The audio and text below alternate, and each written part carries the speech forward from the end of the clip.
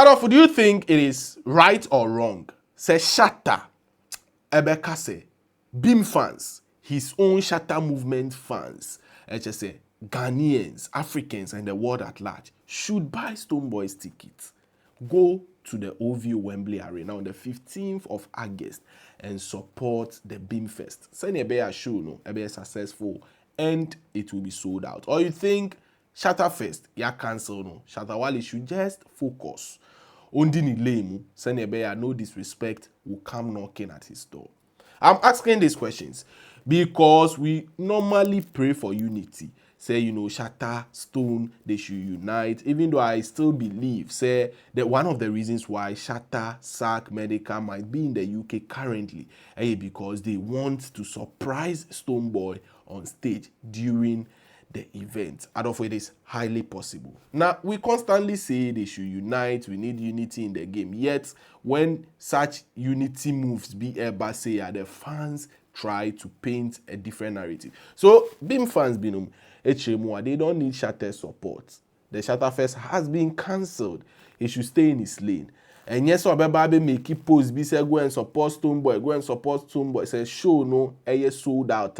Now Wababe claiming glory. Say it was him who made that post and he called on his fans. It was some SM fans who heard him and bought ticket to go and almost say they don't want that. Now, this is because there's this TikTok live Shatta Ewoswa or sign so stresses people should go to the BHIMFEST.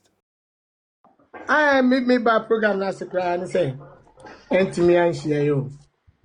Me who say era o bonfire my Ghana show say na. Oh. Me bonfire say ula show you there. BHIM show no there come show no get the mom wine price so why. But you don't support you na nzi. And them better want to be brave. Oh, unia nyame shira papa na say you do asamini de ne yanam say that man here omo de assemble to say me by UK I say program bia. I say we bad luck how in the morning. I say so be able ko bia bo hana asamini de ne hu asa police for ne nam nsuo no so nam say eh. Oh yes we very fine. I me by program na sekra and say this is not the first time. Emra, the Shatta Fest got cancelled. Shatta Wale Chemu said he even planned Sankoba stage show on that day. He would have encouraged his fans, Ghanaians, music lovers there to also support Stonebwoy the same way they supported him. Dude, I said, no, stop these things. Like, sometimes when people compare me to Stonebwoy and stuff, I say, why are you making this tension? Like, and I don't really like it because I can't even tell you one problem that I have with Stonebwoy. But the media has painted a picture and like, we are enemies and, I feel so bad about it. Yesterday, it was yesterday, it was, I put me and my DJ plan. It was part of my show to tell people to stop fighting about Stonebwoy and me and go and support the show. Yesterday, I wanted to be on stage and say that because I was like, no, I need to use this opportunity to clear things, to make people feel comfortable so we cannot have some health issue. Mobile Advice Cartel are performing now all over the world and they're making money. Yeah.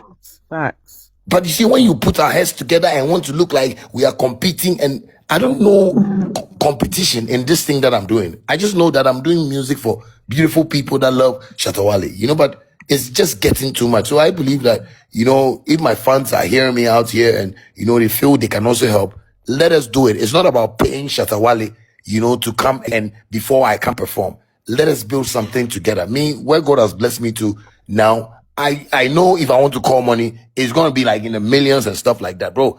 I can't come and stress people like you guys to pay me 3 million to kind of perform, but we can build something and make a statement out of that. So that's all I can tell everybody in here, man.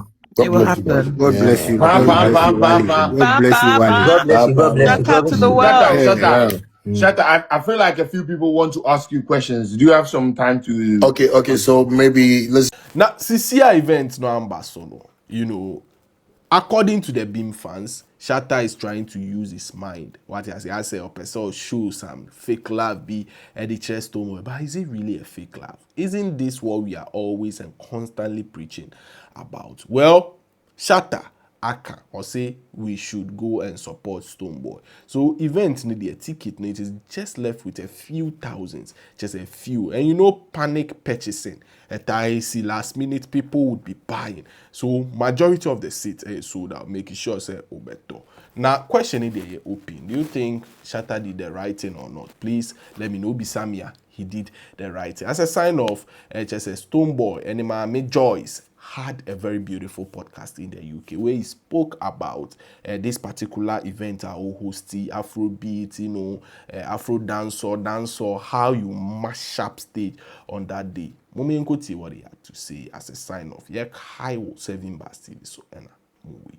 But let's talk about BHIMFEST. Yes, sir. Really excited. When I first saw this, I'm like, okay, you're celebrating your 11th year of BHIM Festival, and this is your first international show. Right. Congratulations. Yeah. For me, that is a Nigerian woman. What is BHIM? What does BHIM mean? Yeah, man. BHIM actually goes back to that slogan. You know, like as a brand, I thought of it to have like a slogan. And just like you have ra, ra, ra, you have boom, you know, all those ones I used to do BHIM in my songs. Right? Okay. And then it caught on to the extent where fans would see me and say, yo, BHIM, yo, BHIM. And so I realized that it's come to stay. And as a creative, I needed to give it some meaning. Nice. Because the people are already attached to it. Then I broke it down, I looked into my heart, and I went straight into my belief. I said, bless His Imperial Majesty, because, you know, I believe that the talent that I have, the life that I have, everything, I'm blessing God for that. Because His Imperial Majesty is always like, I put a name to it. Then it grew into like, I needed to create an avenue for my kind of style and talent, you know. So we began doing my own shows after we got, you know, we started to get big in Ghana. Excuse me. We needed to create an avenue for my show, my style, and then use that avenue to also bridge the gaps between the Caribbean music and African music, you know, in terms of dancehall, reggae, coupling it up with the Afrobeat, high life, and African music. So we created a platform and called it BHIM Concert. And then we did the first one, amongst which we brought Cranium to Ghana, all those ones, and we did huge concerts at the biggest capacities at that time. Then it grew up to the 10th year, you know, we brought some of the very big reggae dancehall, you know, artists because of my influences in Ghana. And this is the 11th year where we're taking it global, you feel me, like bringing it to the rest of the world, and starting here in London at the OVO Arena on the 15th of August. Yes, sir. And it's the BHIMFEST, like the whole Ghana, I think the whole Africa is actually like poised up for this one, because we need as Ghanaians to actually represent, you know, our culture, our style, even more out here in the diaspora. 100% agree. There's so many Ghanaian people here. So I'm so happy for you to be here with us, the BHIMFEST, and create this moment.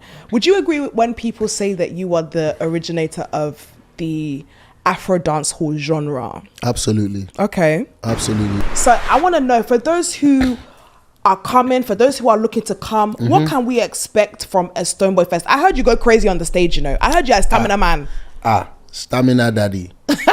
You know, I love it. Yeah, because from the kind of genre of music that has inspired me largely, you find dancehall in there. And I tell you what, like, dancehall artists are performers. Yep, agreed. I'm bringing the whole of Ghana. It's quite interesting that a Stonebwoy catalog includes high life all the way to reggae music. Yep. And that's why, of course, the Afro dancehall, you know, genre that I coined, because I've had the influences from all these genres of music. And then when I had to represent myself as what do you do, the first time I got the question was here on BBC in 2010 or 11 in the UK. And I'm like, yeah, I do Afro dancehall. African music, Afro beats, everything Africa, plus the Caribbean influence, which is the dancehall reggae music. So Afro dancehall. Good thing reggae stands alone. So Afro dancehall, and you know, we've been pushing it, and then it's been great. It's giving me a comfort place to sit in, so I am able to churn out any and everything that my creative scope can attract.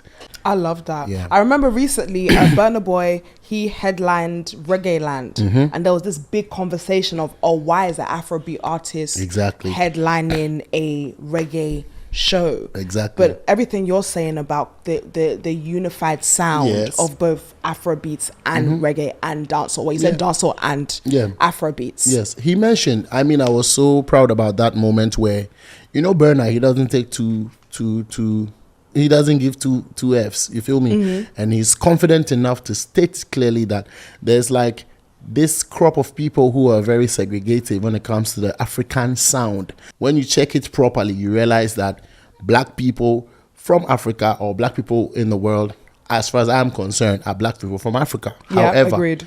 the styles of music that we do, the way we express our creativity, is all in our DNAs, first and foremost. Agreed. Before it came out to be, presented or to be explored in any manner. So we have the same stuff going on. So it's no big deal when a giant like Burna Boy headlines a full day at Reggae Land. You know what I'm saying? And represent the fullness thereof. He's gonna give you some reggae, some Afrobeat, he's just fusing everything together. Yeah. You know what I'm saying? I want to ask a question. You are literally you've done festivals, you've done shows. There's been a couple of shows in the UK that have had issues. Yes. So we've had Ghana Party in the Park, Shatta Wale. There was an incident there, and we recently had a boat party 2 days ago. Yeah. That was, who was that? Samini. Samini. That was Samini's.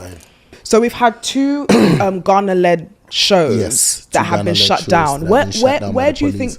What do you think is going wrong here? What do you think that is not? What do you think that they could be doing better from your experience producing your shows and also starring? Yeah, right. Honestly, there must be something wrong to get this type of results. You cannot be proud of this type of result, no matter how you look at it. You cannot be proud of it because guess what? Primarily, you set out to do a show. Yeah. It is your will. It is your objective to have the show pull off. You know, give the fans good experience and they're happy to come back for a next time. Yeah. So if it does not happen for natural circumstances, it's understandable. But if it does happen to a level where it breaches, statutory rules, or that's how I can state it, then it means that something was done wrong to break some rules. So what can be done is to make sure that production really looks at these things that cause the shows to be halted by safety and police, because of safety and police. I think one of the things that I picked that is similar to both shows was actually oversubscribing, too many people. For the boat, I heard it was oversubscribed. So if everybody went on that boat, it was going to cause harm. Yeah. I'm saying from what I've heard, it's not like I've done any research or any intensive something. A gas explodes and then there's only one exit, one small entry and all that. So it caused stampede and that. So there's nothing good to write home about in these instances, because I would have sent a tweet for the first happening and said, yes, I'm very sure that this is not what any promoter, any artist, any organization wants for themselves. So we can do better. I believe that we know better as Ghanaians, and so we should actually stay together and just choose the right thing over anything, because now this is the result of this is showing our results, and it's not a good representation for us, and all of us are involved. This is nothing for anybody to be happy about. Neither is it a thing for anybody to be proud about. Yeah, agreed. Can I ask you a question? Please go on. Because we're friends. Yes, obviously, and this is a friend to friend question. A friend to friend on the roadside. On the boat. Because right now we're on the roadside. Do you know that? When I say roadside, we are on the roadside. Yeah. People are watching. Yeah. And you want to ask a friend to friend. Okay, question. No, it's friend to friend on the roadside. Yes. Not serious friend to friend on the roadside. So I saw your response in regards to what happened at that festival. Yeah. And then there was a lot of conversation after that with Shatta Wale. Now, I'm not new to the situation. Right. But I don't know where it actually started. So how far does this situation go back? Like, where did this, I guess what the people would say, rivalry actually started?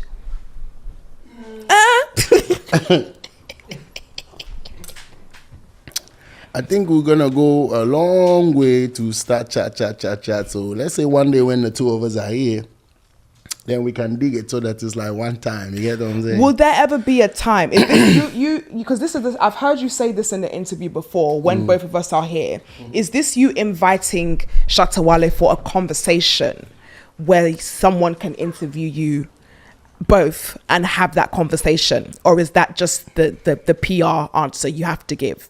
Yeah, I think it's just a PR answer, one, to be honest. And secondly, wherever it would have started from is already in the news. You speak a lot about unity. You speak a lot about unity and unity within Ghana, and specifically the sound. Yeah. Do you feel like things like this, do you feel like rivalries like this, people, I guess, being separated into choosing sides, do you think that's kind of stopped or halted Ghanaian music? Like you said, this is going to be your first, this is a Ghanaian artist's first arena show, and Nigerian people have been doing it since. Exactly. Do you feel like conversations like this, situation like this, are holding you guys back? I also believe that Nigerians have a fair share of rivalry. That's true. Amongst them. That's true. But they are still winning, right? Yeah. They're still doing some of the very big things. So that means that there must be something wrong with us, and it is not the rivalry as much. Do you get what I'm trying to say? Because there's rivalry here, but here is seeing progress. So what is it with here? The problem is rivalry strike out. So the problem is not rivalry. Okay. What would you say? What would you say it is? The main problem? Sorry, the problem is actually, like for instance, the shows that were cancelled was not caused by rivalry. That's true. And that's huge. It was caused by a management negligence, or being very up to the thing and being honest and trying to make sure that we move forward, trying to be intentional about forward moving. Somebody's gonna like 234, is gonna like Cocktail and Takeaway. Somebody says, oh, I love her show. Someone's gonna say, I don't love her show. That's true. Takeaway and Cocktail instead. Everybody can choose what they want, but then That's the thing true. is now, if Cocktail and Takeaway comes here and always talks about the other guy, then that means. But that's the thing. It's like it has to be checked. We all have to find a level of responsibility and find a level of accountability. Agreed. To continue to live like this. So in a society where there is no accountability, discipline, then there's going to be chaos. Agreed. 100% agreed. And those things don't make development. They don't. What do I say? Those things don't enable development. Yeah. So you don't know, I agree. And do you feel like, honestly, Stonebwoy, I want to ask you questions, but if I'm being friend to friend, you're not really dropping the tea. Okay. Then let's be interviewer to interviewer to chess. You didn't drop us any tea. Yes, it's PR. You didn't drop you very PR. Very my PR people answer. Taught me how to answer some questions. I know, I can see it. I said, this one took a lesson. They took me to school. I respect, you know what? I respect it. But that's the truth, to be very honest, because if you know better, you do better. Yeah. If you know better, you say better. So I think, to be very honest, it would sound PR, but that's the truth. You know what I'm saying? How do you block out the noise? Because this conversation between you and Shatta Wale is almost like African Biggie and Tupac. And it's almost like half of Ghana split into two. Like the Ghana split into two. One group has gone to one side, one group is. How do you block out that noise? Because you're taking a very like, you know what, I don't want to talk about this, I don't want to address this, I'm here for peace and love. How do you block out the noise of people trying to, I guess, antagonize you, trying to stir the pots, trying to bait you out and make you comment? How do you block that out? It's to their benefits anyway. whatever they want to do to antagonize you, it's to their benefit. You Yeah. feel me? And a lot of people need to get the clickbait going. A lot of people need to get some ears listening to them, so they will cook up some stories, and that is just what we have come to face. You feel me? As an artist, sometimes I see some of the most outrageous things being said about you just to get attention. BHIMFEST TV.